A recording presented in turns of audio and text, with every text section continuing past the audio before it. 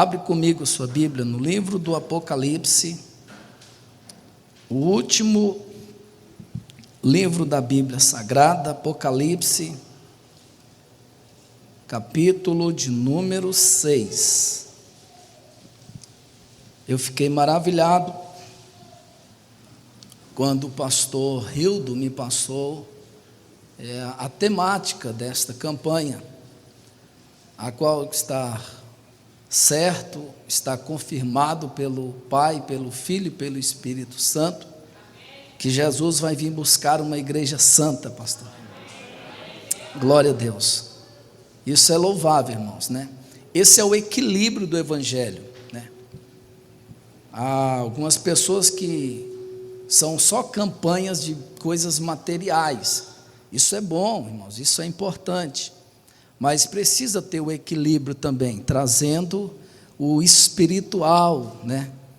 Acerca do arrebatamento, acerca da vinda de Cristo. E eu louvo a Deus pela igreja, pelo pastor, pelos irmãos, por estarem participando deste trabalho e neste intuito aí, nesta temática. Apocalipse capítulo 6, irmãos encontraram? Diz glória a Deus. Glória a Deus. Amém. Também saudar os irmãos que estão nos assistindo aí por esta live aí, pelas redes sociais, que Deus os abençoe, os acompanhe, os visite nesse momento, em nome de Jesus. Capítulo 6, o verso 1, e havendo o cordeiro aberto um dos selos, olhei e ouvi um dos 4 animais que dizia, como em voz de trovão, vem e vê. E olhei, e eis um cavalo, que cor, irmãos? E o que estava sentado sobre ele tinha um arco, foi-lhe dado uma coroa e saiu vitorioso para vencer. E havendo aberto o segundo selo, ouvi o segundo animal dizendo, vem e vê. E saiu outro cavalo, vermelho, e o que estava sentado sobre ele foi dado que tirasse a paz da terra, e que se matasse uns aos outros, e foi-lhe dado uma grande espada. E havendo aberto o terceiro selo, ouvi o terceiro animal dizendo, vem e vê.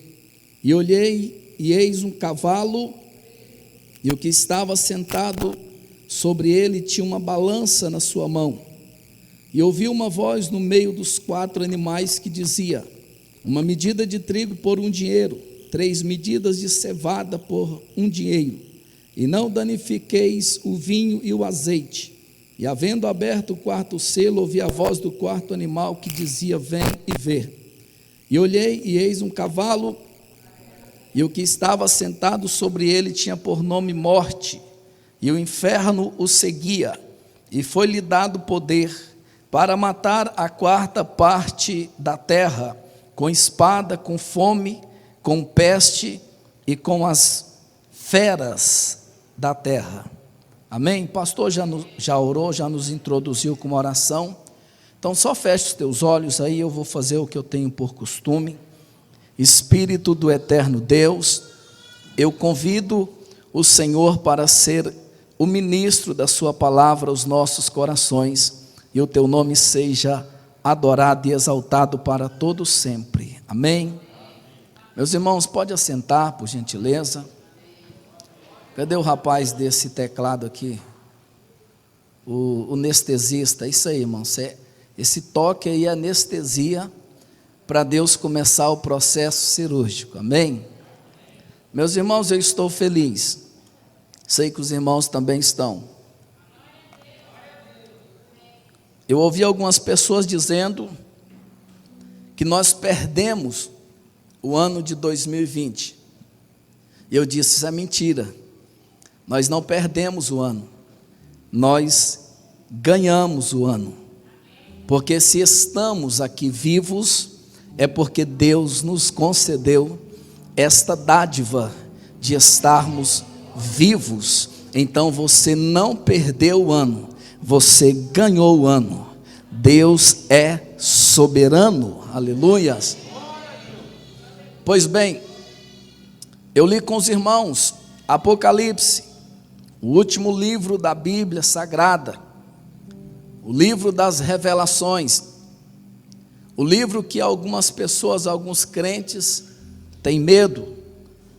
Eu lembro que quando aceitei Jesus, ou quando Jesus me aceitou, um mês, Deus usou uma missionária Elizabeth, de Cuiabá, Mato Grosso, e Deus falou através da boca dela, que eu seria pregador do Evangelho, e eu havia vindo de um mundo das drogas, do tráfico, do roubo, uma vida miserável, escravo, cavalo de Satanás, e Deus falou na boca desta mulher, e eu disse para o irmão que estava me mentoreando, eu sempre gostei de ouvir os anciãos da igreja, pastor. Na época de jovem, os meninos diziam assim, vamos para a pizzaria, eu dizia, vamos. Aí eu via o pastor, os anciãos sentavam e começavam a conversar, e eu sentava do lado. Quando dava meia-noite, 1h, os jovens voltavam e diziam, Marcelo, nós estávamos te esperando. Eu dizia, mas já passou? Para mim que eu tinha ficado meia hora, mas eram umas 3 horas ouvindo homens sábios. E o meu mentor, ele disse, Marcelo, como Deus falou contigo hoje, nesta noite, então você vai ser pregador. Aí eu disse, o que eu faço? Eu estava como eunuco da rainha de Candace.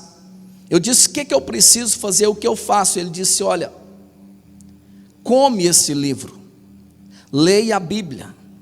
E eu comecei no mês de janeiro de 2006. Quando chegou no mês de outubro, eu já tinha lido, no mês de setembro, eu já tinha lido toda a Bíblia, exceto o livro do Apocalipse. E eu fiquei com medo desse livro. Disse, esse livro é cabuloso. E embora é um livro um tanto quanto complexo nos nossos dias atuais, desencadeando tantas cadeias de interpretações, dentre elas há 4 que estão preponderando com muita força, são os historicistas, os futuricistas, os idealistas e os preteristas. Mas uma coisa eu aprendi, para estudar o livro de Apocalipse e toda a palavra de Deus, é importante termos o auxílio do Espírito de Deus. Em João 14, versículo 26, Jesus disse, quando Ele vier, Ele vos ensinará. Então o Espírito de Deus é quem nos ensina, e eu quero compartilhar contigo hoje o livro do Apocalipse. Por que tem tanta dificuldades?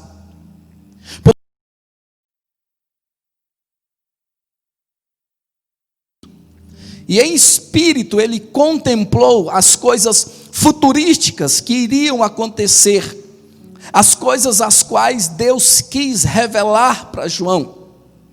Só que tem um detalhe, quando ele volta para o seu corpo, lá na ilha de Patmos, então ele vai escrever o livro, e agora ele está no seu corpo físico, ele viu em espírito, e a João foi concedido falar o que viu. Paulo, em 2 Coríntios capítulo 12, também foi arrebatado em espírito, mas Paulo, Deus disse, você não vai contar nada. João foi permitido falar. Então quando João volta para o seu corpo, se ele contasse o que ele viu no mundo celestial, porque diz a Bíblia, Paulo escrevendo aos Coríntios, na primeira carta, o capítulo de número 15, Paulo vai deixar claro que existe corpos celestes e corpos terrestres. Então se João contasse como ele viu tudo celeste, nós iríamos ficar boiando até agora. Iríamos ficar, pastor Edmundo, mais de 2000 anos boiando. Por quê? Porque nós não iríamos entender. Então é por isso que quando ele volta e ele vai escrever, ele disse, eu virei para trás, e quando eu virei para trás, eu vi ele no meio no meio de 7 castiçais. Castiçais representavam as igrejas, e aonde Jesus estava no meio das 7 igrejas da Ásia Menor, aonde Jesus deve estar na igreja é no meio, é o centro. É por isso que quando ele aparece lá no Jordão, João estava bombando, João estava com um público numeroso, mas quando João olhou para Cristo, João disse assim: eis aí o Cordeiro de Deus, que tira o pecado do mundo.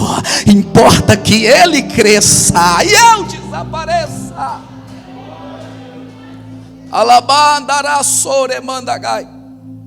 O lugar do Senhor na igreja, na minha vida e na sua vida, é no meio, no centro. É no centro. Desde o livro do Gênesis, a árvore da vida foi colocada onde? No meio do jardim. O tabernáculo do Senhor ficava no meio das 12 tribos. A arca da aliança ficava no Santo dos Santos. Não sei se você sabe, mas ela ficava no centro.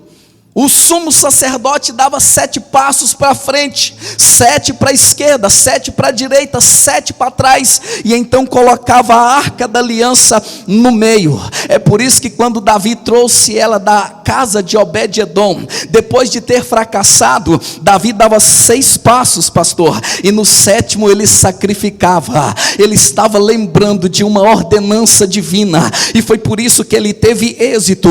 O lugar do Senhor é no meio. Diz a Bíblia em João capítulo 20, que os discípulos estavam todo mundo dentro de uma casa com medo, no verso 19, e Jesus passou, as portas estavam fechadas. Quando Deus quer operar, a porta pode estar aberta, pode estar fechada, não tem problema nenhum. Quando Ele quer operar, ninguém impede o agir de Deus.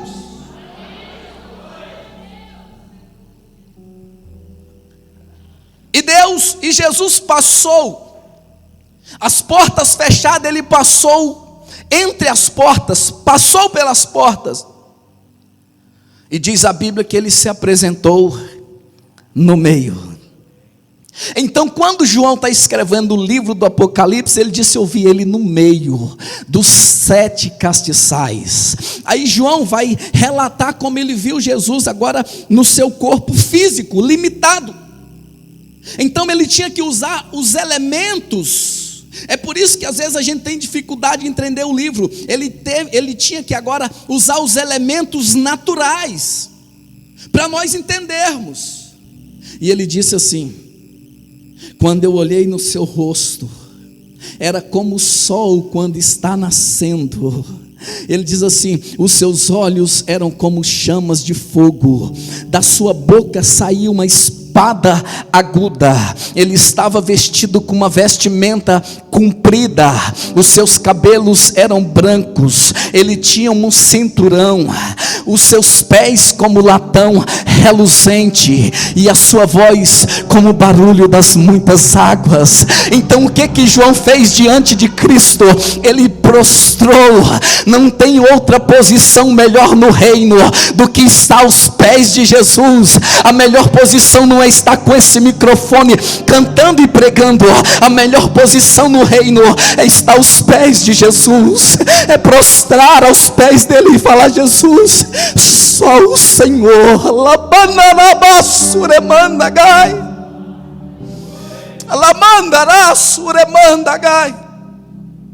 É tanta gente brigando por posição, e a melhor posição é aos pés de Jesus. Jesus está na casa de Simão. Jesus está dizendo: Simão, até agora você não fez nada, até agora você não me adorou, não fez nada. Essa mulher está fazendo o que você tinha que ter feito. Ela está beijando os meus pés, regando com as suas lágrimas, enxugando com os cabelos. Ela está adorando.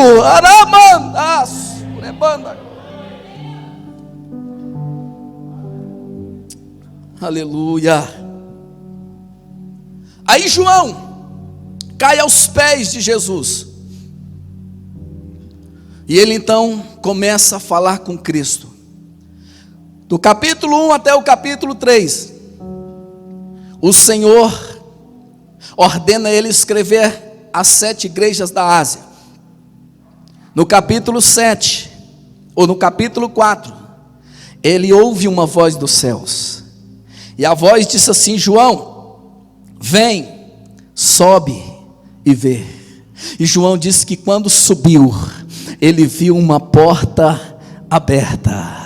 Uma porta aberta. Apocalipse 3, versículo 8, Jesus disse: eu coloquei uma porta aberta. João 10, versículo 9, ele disse: eu sou a porta, aquele que entrar salvar-se-á, achará pastagem. Aí João entra, no capítulo 4 ele vai contemplar a adoração, ele vai ver o trono do Senhor, ele vai ver 24 tronos, assentado 24 anciãos, e alguns intérpretes dizem que são os anjos, mas quando a gente olha pela numerologia bíblica, os 24, 12 representando 12 tribos de Israel, os outros 12, os 12 apóstolos do Cordeiro. Jesus disse que na Nova Jerusalém, o nome dos 12 estariam nos umbrais, e o que eles faziam? Lá no capítulo 4 de Apocalipse, verso 8, junto com os 4 animais de Ezequiel, do capítulo 1, e no capítulo 10, Ezequiel entendeu que eram os querubins. Sabe o que eles faziam lá no trono de Deus? Eles adoravam o Senhor, eles diziam: santo, santo, santo é o Senhor.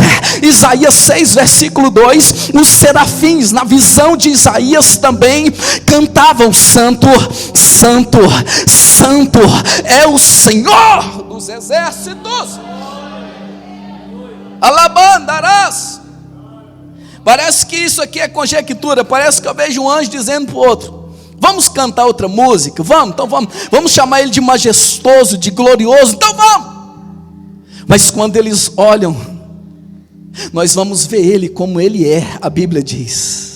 Essa é a minha maior alegria. Tem gente desesperada para tirar uma foto com o Neymar, para ver eu não sei mais quem. Eu estou desesperado para ver Cristo, irmãos, para encontrar Jesus e falar: Jesus, obrigado, porque há 15 anos atrás eu era noiado, eu era rejeitado, desprezado, todo mundo dizia que o meu futuro era a cadeia ou cemitério, mas eu encontrei o Senhor. Enquanto ninguém me queria, o Senhor quis. Enquanto os meus irmãos, os meus familiares tinham vergonha de mim, o Senhor não teve, Jesus. O Senhor me chamou como filho, o Senhor me deu o dom para pregar a tua palavra. Eu quero encontrar com Ele. Eu vou chegar e falar: Paulo, dá licença. Moisés, eu sempre quis conhecer o Senhor, mas dá licença. Abraão, o Senhor também dá licença. Eu quero abraçar o Cordeiro. A Bíblia vai dizer no livro do Apocalipse, em torno de 30 vezes, o Cordeiro.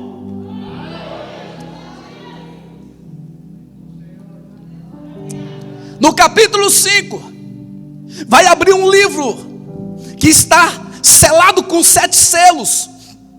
E João viu o Cordeiro.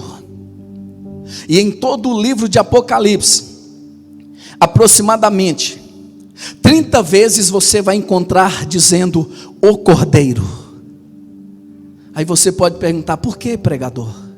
Jesus já morreu, já ressuscitou, morreu como cordeiro, mas ressuscitou como leão. Então por que na eternidade ele ainda é chamado de cordeiro? Porque a única coisa que nós não podemos esquecer é que nós chegamos lá nos céus por causa do sacrifício do Cordeiro.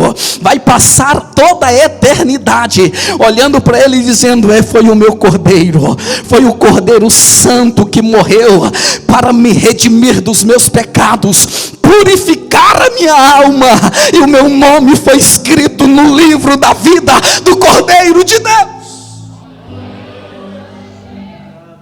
Aí no capítulo 6 começa a abertura dos 7 selos, e eu vou falar só sobre 4 selos. Vai abrir 7 selos, depois 7 trombetas, depois 7 taças. Cada uma dessas taças, selo e trombetas será uma manifestação do juízo de Deus. Mas nós vamos falar sobre os 4 cavaleiros do Apocalipse. O cavalo vermelho, o cavalo branco, vermelho, o cavalo preto e o cavalo amarelo.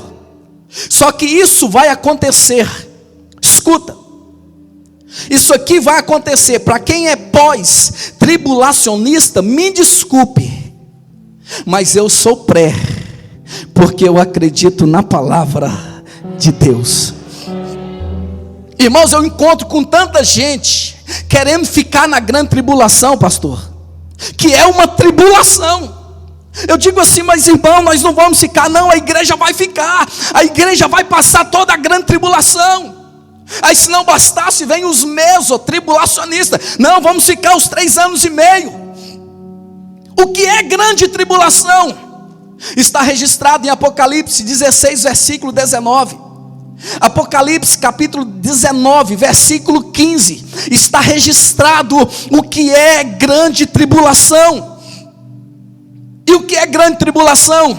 É o furor da cólera, da ira do Deus Todo-Poderoso. Então é o momento que Deus vai tratar com a humanidade sem o Espírito Santo. É o momento que Deus vai tratar com as pessoas que não o aceitaram como seu Salvador. Aleluia. A grande tribulação não é para os justos. Lembra da conversa de Abraão com Deus? Abraão disse: Deus, e se tiver 50 justos, 45, até chegar aos 5 justos, Deus disse: eu não destruirei a cidade por amor aos justos. A destruição de uma cidade, escuta isso, a destruição de uma cidade não é a presença de homens pecadores, não é a presença de homens de alta periculosidade. A destruição de uma cidade é a ausência dos justos. Quando Deus tirou Ló e suas filhas, então Deus destruiu Sodoma. Mas enquanto Ló, suas filhas estavam em Sodoma, Deus não destruiu. Enquanto a igreja estiver na terra, Deus não vai destruir a terra. Deus está preservando a sua igreja. Pregador, eu não conformei, eu quero mais versículo bíblico. Então tá, vamos lá. Primeira carta de Paulo aos Tessalonicenses, capítulo 1, verso 10. O que eu disse que a grande tribulação é a ira de Deus. 1 Tessalonicenses, capítulo 1, verso 10. Paulo disse: estamos esperando, a saber, a esperar Jesus Cristo, o qual Deus ressuscitou dos mortos, que nos livrará da ira vindoura, da ira futura. Paulo deixa na mesma carta, no capítulo 5, verso 9, pode ler depois. Paulo disse assim: porque Deus não nos destinou para a sua ira, mas para a aquisição da salvação por Jesus Cristo. Então quando será a grande tribulação? Quando a igreja for tomada, quando a igreja for raptada, quando a igreja for arrancada, quando a igreja for tomada, quando a igreja for trasladada para a glória. Aleluia. Aí começa a abertura dos primeiros 4 selos. Foi o texto que eu li com os irmãos. E o primeiro selo, João viu um cavalo branco, e o cavaleiro montado sobre o cavalo. Aqui também, muitos estudiosos da Bíblia, teólogos, dizem que é Cristo, mas eu vou te provar que não é Cristo no capítulo 6. Agora o capítulo 19, do verso 11 ao verso 18, você vai ver um cavalo branco e o cavaleiro montado nele. Esse é Cristo. Do capítulo 19 é Cristo. Do capítulo 6 é o anticristo. E eu vou te provar, a semelhança dos dois é só a cor do cavalo. Só a cor. Porque o capítulo 6 começa a grande tribulação. O primeiro selo, aparece um cavalo branco. E você viu que João disse aqui no capítulo 6. João viu ele na terra. O do capítulo 19, ele é vindo dos céus. O do capítulo 6, ele tinha um arco, mas não tinha flecha. O do capítulo 19 tem uma espada aguda de 2 gumes, Jesus Cristo.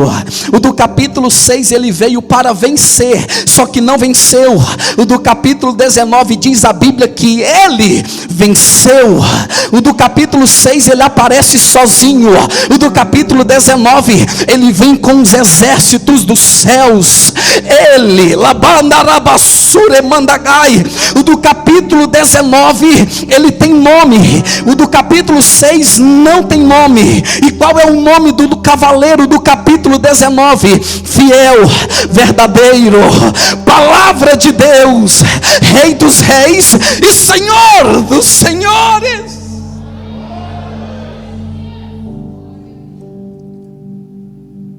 Aleluia. E eu estou sentindo a presença dele nessa casa.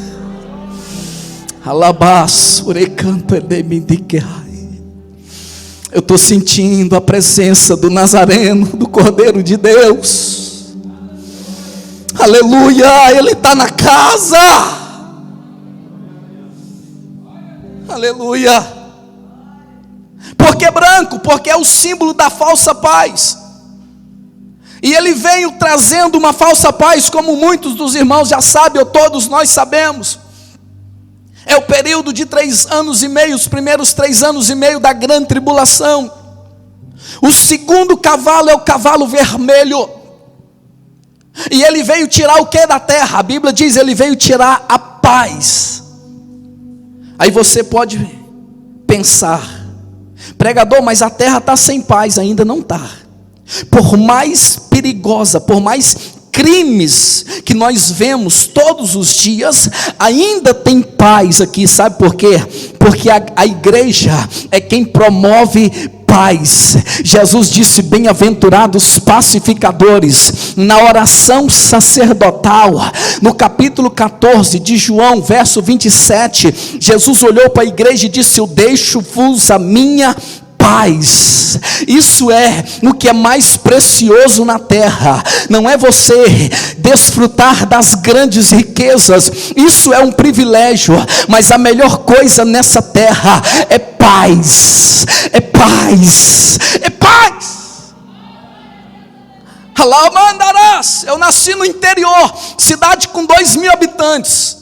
Aí quando eu me converti, eu gostava de ir muito na casa dos irmãos, dos velhinhos, porque eu gostava de ouvir histórias. Eu gostava de ouvir eles contando histórias. Quem já viveu, quem já chegou aonde eu vou chegar, com certeza eu paro para ouvir. E tinha um irmão que ele tinha a perna atrofiada, seca. E um certo dia Deus usou uma irmã e disse assim, meu servo, eu não vou te curar, a minha graça te basta. Para chegar na igreja 2 quilômetros, ele gastava uns 30 minutos para chegar. Não era qualquer carro que ele cabia, que dava para colocar ele, porque a perna não se encurvava. E eu ia na casa dele sempre. Uma vez eu disse, eu vou na casa do irmão Sebastião, eu vou lá dar uma palavra de consolo para ele, eu vou conversar com ele. E quando eu cheguei, ele morava, pastor Edmundo, em 2 peças, cozinha e sala, melhor, cozinha e quarto. Quando eu cheguei, eu disse, paz do Senhor, irmão Sebastião. Ele disse, paz do Senhor, meu filho. Eu disse, como que o Senhor está? Ele disse, eu estou feliz, porque o meu Jesus me visitou nessa noite. Ele falou comigo, eu estou feliz. Eu vi a glória, eu vi a graça de Deus na vida dele. Aí eu montava na moto e ia embora. Eu dizia, Jesus, eu fui lá para ajudar ele, mas eu que saí ajudado, porque vendo ele em 2 peças, um lugarzinho apertado, mas eu senti uma paz tremenda, uma paz gloriosa. E tem pessoas bilionárias que deixavam tudo só para ter paz, só para ter paz. No Salmo de número 3, Davi está fugindo de Absalão, de homens perigosos. Davi está correndo dos atiradores de elites, dos matadores de aluguel. O nome dele, melhor, a recompensa por matar Davi era muito grande. Mas aí ele de repente pega o seu instrumento, uma caneta, não tinha, mas ele pegou o instrumento de escrever, pegou um pergaminho e disse: eu vou compor um salmo. De repente alguém pensava que era alguma coisa melancólica, aí ele diz no verso 5 de número 3 de Salmos, ele diz: em paz eu deitei e em paz eu acordei, porque o Senhor me sustenta.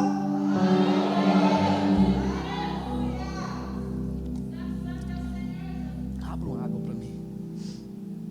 Aleluia. Paz. Quando a igreja for tomada, não haverá mais paz. E quando disserem paz, paz, paz, haverá repentina destruição. O primeiro cavalo, ele é o anticristo, vem trazendo uma falsa paz, porque a igreja não está. O segundo é o cavalo vermelho, o qual nós lemos aqui, vai arrancar paz, as pessoas vão matar uns aos outros, a gente vai ver, nós não vamos, porque a igreja vai ser tomada, mas vai acontecer coisas piores do que já acontece. O terceiro cavalo é o cavalo preto, a Bíblia diz que ele vem com uma balança na mão. E o que quer dizer isso? Fome, comida fracionada, um controle sobre a comida, fome. Ele tem uma balança. Vocês leram comigo que um dos 4 animais disseram: uma medida de trigo por um dinheiro. O trigo é o principal alimento dos judeus, o nosso é arroz. E um dinheiro, à luz da Bíblia, essa interpretação é à luz da Bíblia. Um dinheiro é um dia de trabalho. Então neste dia, a pessoa vai trabalhar o dia inteiro por meio quilo de arroz, porque uma medida de trigo corresponde a 450 gramas, redondo para meio quilo. Então escuta, aqui no Brasil, o nosso principal alimento não é o arroz, não é o trigo, é o arroz. Então aqui no Brasil, as pessoas vão trabalhar o dia inteiro por meio quilo de arroz. Se a gente pensa que está difícil hoje, pior será durante a grande tribulação. Então é por isso que nós precisamos estar preparados, porque Jesus vai vir buscar uma igreja santa. Ele foi quem prometeu. No capítulo 14 de João, no verso 1, ele disse: não se turbe os vossos corações, credes em Deus e credes em mim.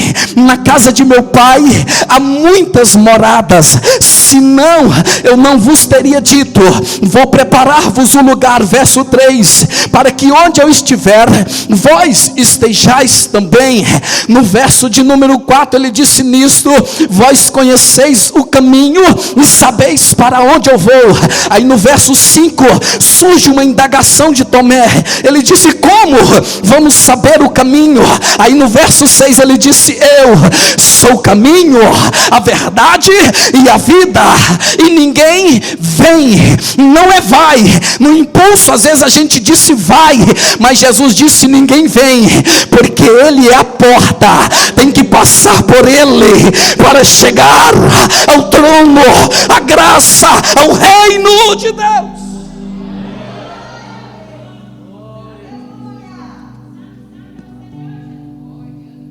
Ele disse: eu não vou deixar vocês órfãos. Olha aqui, ele desceu dos céus e veio até a terra, tomar a mão da noiva em casamento.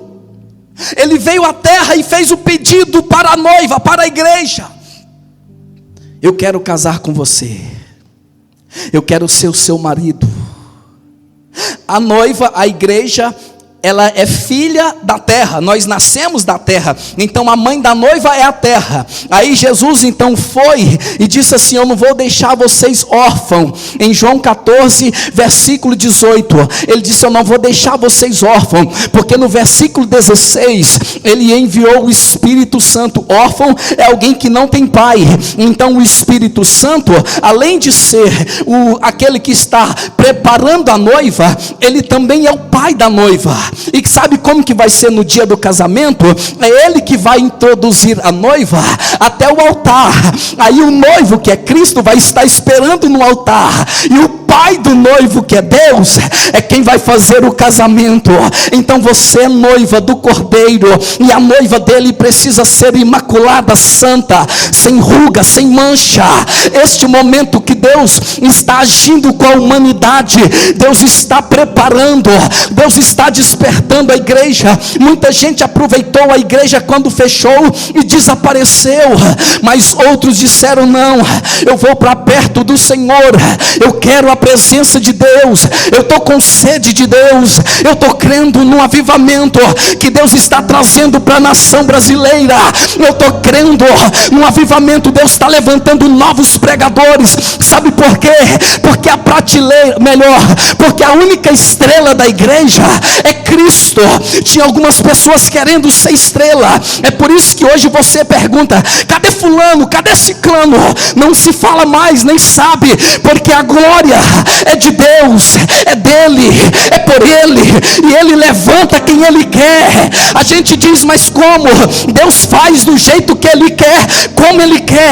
Não tinha possibilidade nenhuma de eu ser pregador na Grande Goiânia, porque eu sou um dos menores pregadores, eu sou o pequenino.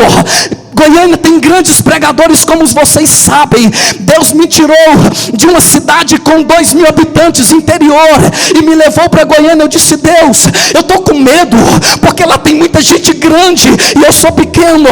Deus disse: eu sou contigo, eu vou abrir porta, eu vou te usar. Aí eu lembrei que quando Deus levantou Cristo, quando Deus apresentou Jesus, Deus tirou ele de Nazaré. Nazaré era um povoado, aproximadamente umas 40 casinhas. É por isso que Natanael diz: pode vir alguma coisa boa de Nazaré ou da Galileia? Aí Felipe disse: vem ver, porque Deus, quando quer usar, Deus, quando quer levantar, ele levanta um Elias lá de Tisbe, um povoado nas montanhas, e introduz ele na frente, ou dentro do palácio, na frente do homem mais poderoso. E Elias, olhando para ele, disse: ei, segundo a minha palavra, não vai chover. Esse é o Deus que eu sirvo. Ele está levantando uma geração de servos e servas para usar nesses últimos dias. Te prepare, igreja, te prepare, você que está me assistindo pelas redes sociais. Deus está te procurando. Ele achou Davi e ele quer te achar também. Ele já te achou nessa noite.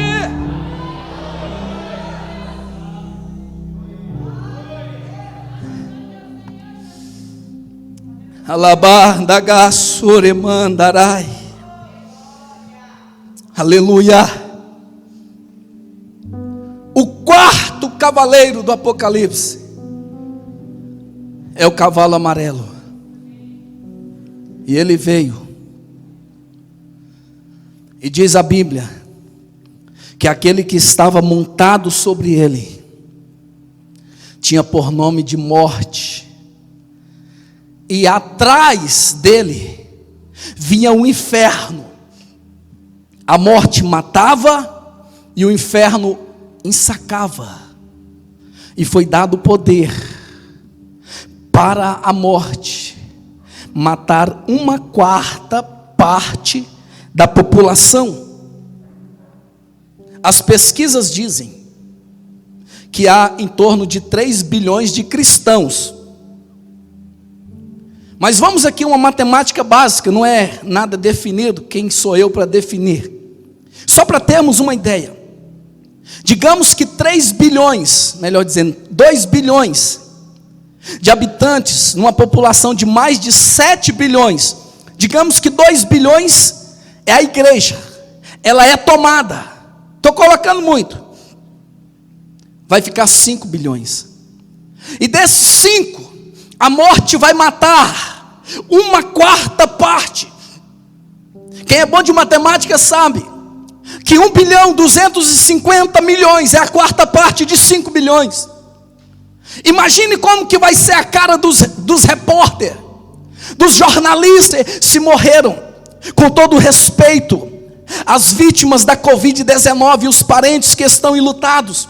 Mas ultrapassou 100 mil, as pessoas já ficaram preocupadas. Imagine nesse dia, os jornalistas vão dizer: acaba de ser computado o número de mortos, e já morreu mais de 1 bilhão de pessoas.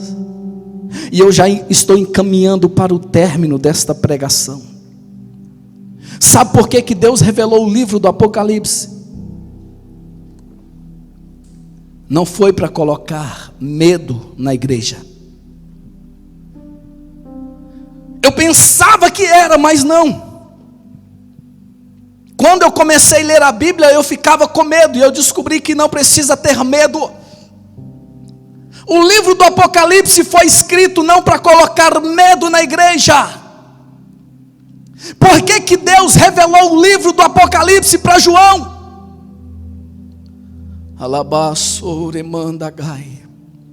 No dia que João foi preso pelo imperador Domiciano, Domiciano olhou e disse: tu és o perturbador desta gente, desta terra.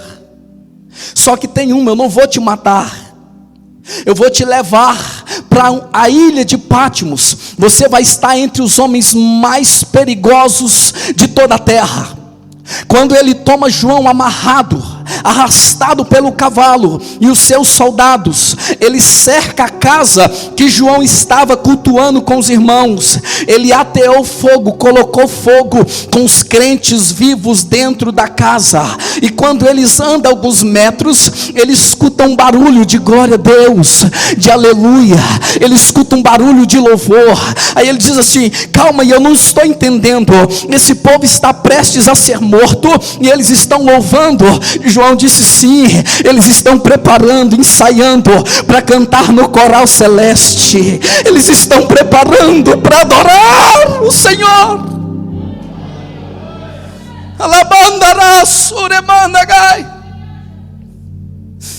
Aleluia.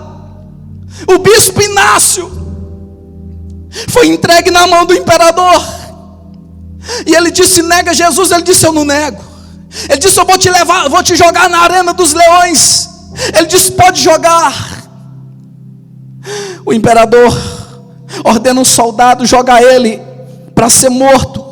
Ele foi louvando, ele foi exaltando. Policarpo, discípulo de João nessa época, nesse tempo, Policarpo aos 86 anos foi introduzido na presença do imperador. O imperador disse: o Senhor tem dado meu pai, e eu vou dar uma chance para o Senhor. Nega Jesus ou será morto. Ele olhou para o imperador e disse: há 86 anos eu sirvo o meu Jesus, e ele nunca me negou. Não é agora que eu vou negar ele. Aí ele olhou para o soldado que ia jogar ele na arena dos leões, mas depois ele foi queimado vivo. Ele então pegou na mão do soldado e disse: meu filho, vamos logo, porque eu não vejo a hora de encontrar com meu Cristo na glória. O imperador encontrou uma moça que havia feito um voto de celibato, o voto da sua virgindade. O imperador disse: eu quero que você case comigo. Ela disse: não, eu tenho um compromisso com Cristo. Ele bateu na moça, machucou a moça, levou para o cárcere. Dias depois tirou: vai casar comigo? Ela disse: não, eu já casei com Jesus. Ele bateu de novo, prendeu ela com os ganchos pelas costas e levantou, erguida do chão, bateu mais. A moça foi para o cárcere, a moça morreu e continuou com Cristo. Domiciano chegava a crucificar 500 pessoas por dia, a ponto de acabar madeira. Aí ele começou a queimar, jogar na arena dos leões. E sabe o que esse povo dizia? Nós vamos continuar adorando, nós não vamos parar de adorar. Eu não estou falando para as pessoas do grupo de risco, mas eu estou dizendo para aqueles que podiam estar aqui ou em qualquer igreja, mas diz que está com medo. Aí ele tem medo de pegar o vírus só na igreja, mas quando é para estar na Caixa Econômica, em tudo quanto é lugar, mercado, praia, clube, ele não tem medo. Aqui ele tem. Aí tem gente que arruma desculpa para vir para a igreja. Esse povo aqui, sabendo que ia morrer, mas eles não deixaram de adorar. Eles diziam: vamos adorar, vamos adorar. Alabandas. Aí quando eu olho para esse povo, eu disse: Jesus, eu quero converter de novo, eu quero ser crente. Eu não estou sendo crente, eu preciso ser crente de verdade. Eu fico com vergonha. Escuta, os crentes corajosos todos foram morrendo. Aí ficou os medrosos. Nós não vamos para a igreja, vamos ficar em casa, vamos ficar escondido, porque está perigoso. Eles diziam: está perigoso. Aí por isso que Deus revelou o Apocalipse para João, para ele saber que o perigo não era o que eles estavam vivendo, que o perigo ainda ia vir, e com muita truculência, e com muita ira de Deus. Aí por isso que Deus revelou o Apocalipse, para os cristãos medrosos saber que o que eles estavam vivendo era só a ponta do iceberg, que o que ainda havia de vir era pior, que ainda havia 7 selos, havia ainda 7 trombetas, 7 taças. O livro do Apocalipse, eu já estou finalizando, ele não foi revelado para amedrontar a igreja, ele foi revelado para encorajar a igreja. Eu vim dizer para pessoas que aqui que estava já se desanimando, dizendo: eu vou parar, eu acho que eu não vou conseguir, o ano está muito difícil, está nada. Ei, não está nada. O tempo que nós vivemos hoje, como nós dizíamos lá no interior, é mamão com açúcar. Nós podemos ir e vir, podemos gritar, proclamar Cristo em qualquer lugar, temos liberdade. Então vamos aproveitar esse momento, porque dias piores virão. O livro do Apocalipse foi revelado para a igreja, os cristãos medrosos, para encorajar eles, saber, para que eles viessem saber que dias difíceis virão. Aleluia. Coloque sobre os seus pés.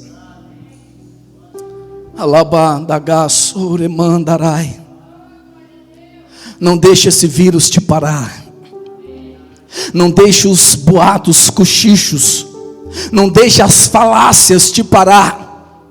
Previna-se, obedeça às normas de segurança. Eu estou dizendo aqui pessoas que pararam. Tem pessoas que de tanto ver morte, ele já pensa: eu sou o próximo é eu. Já começa a sentir os sintomas da Covid sem ter. Eu vim pregar para pessoas hoje que às vezes estavam com medo, querendo parar. Ei, fique tranquilo, o Deus que você serve tem controle sobre toda a terra. O diabo queria matar Jó, Deus disse: não vai tocar na vida dele porque é meu. O diabo queria matar Pedro, Jesus disse: Pedro, eu não deixei, a sua vida pertence a Deus. E Jesus disse para Marta: eu sou a ressurreição e a vida. Então fique tranquilo, eu vim te chamar para nós encorajarmos, continuarmos progredindo, continuarmos avançando. A ordem é que nós venhamos marchar. A ordem não é para parar, a ordem é para marchar. Marche, igreja, não pare, marche. As afrontas virão, os levantes virão. Jesus estava lá na Galileia, aí de repente chegaram as pessoas e disseram: Jesus, vai embora, porque Herodes disse que vai matar o Senhor. Vai embora. Herodes matava uma pessoa só pelo fato dele não ir com a cara, ele já mandava matar. Aí Jesus, diante da afronta de Satanás, porque Satanás está afrontando a igreja, mas nós servimos um Deus todo poderoso. A Bíblia diz que as portas do inferno não prevalecerá contra a igreja. Aí sabe qual foi a resposta de Jesus para o homem mais perigoso da época? Jesus disse: vai lá e avisa para aquela raposa que eu vou pregar hoje, amanhã e depois da manhã, é cruzada. Jesus está dizendo: avisa para aquela raposa que eu vou fazer uma cruzada evangelística aqui. É congresso de 3 dias. Ei, este é o espírito que nós precisamos para se levantar diante das astutas ciladas do inimigo, como igreja santa, lavada e remida no sangue do Cordeiro. Te prepare, igreja, porque a qualquer hora a trombeta vai tocar e nós vamos voltar para casa. Aleluia.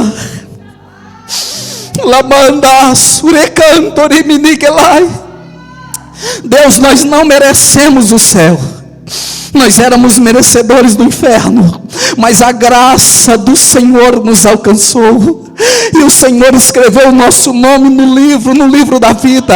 Senhor, continue nos despertando, Senhor, em meio a tantas mensagens que voltam e levam a igreja para a terra. Eu vim trazer hoje uma mensagem que tira a igreja da terra e leva para os céus. Deus, continue falando conosco através do Espírito Santo do Senhor, porque o nosso alvo é Cristo. A Bíblia, Paulo vai dizer que deixou as coisas que para trás ficam, ele avança para o alvo. Nós temos um alvo, é o novo céu e a nova terra. Nós temos um alvo, é estar com Deus para sempre. Alabanda suremanagai. Continue, Senhor, nos fortalecendo, nos animando, em o nome de Jesus. Deus abençoe, pastor.